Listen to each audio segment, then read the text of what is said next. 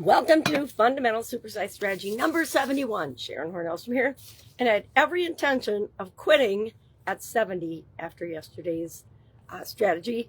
But I looked at my lovely strategy notes and lists and my brainstormed list of strategies, and I realized that I had skipped at least five.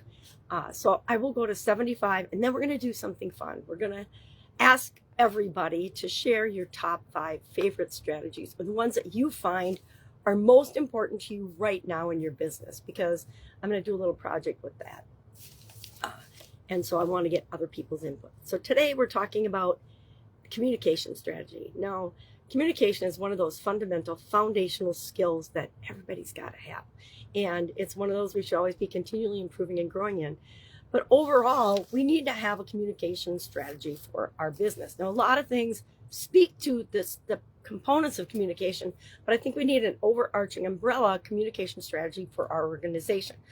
What is expected? What isn't expected? Who does PR? Who speaks for the company? Do we have a social media for employees guideline or system or rules? How often do we communicate with different shareholders or the community or our customers? How do we do that? What mechanisms do we use? And as new technology and new things become available, how do we utilize those? All of these things need to be taken into account when it comes to our communication strategy. That and much, much more.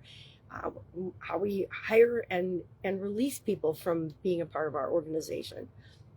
How we document. I think that was the first strategy I talked about, because obviously that to me is one of the most important strategies that we can have, especially if we ever want to sell or add increased value to our business by bringing in partners or financing or whatever else.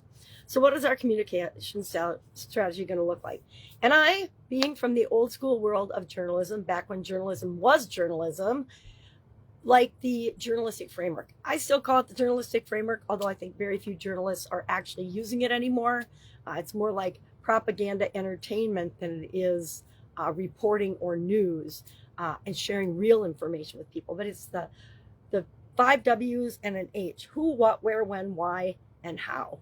And if we answer those questions with respect to different categories and different parts of communication in our organization, I think it serves us very well. So that's what we do in the organizations that I own and work with. Who are we going to communicate with? When are we going to communicate with them? Why are we going to communicate with them? Where are we going to show up and communicate with them? And how are we going to do it? And then I like to add frequency and how often, because I think that so often we communicate and then we forget to follow up, or we forget to that we've got new things in the world changing all the time, and so we need to have a frequency considered as well.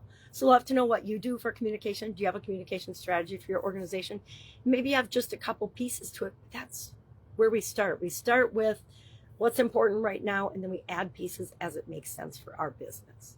That's it. Have an awesome day. I still have a gravelly voice, but hopefully it'll be better tomorrow.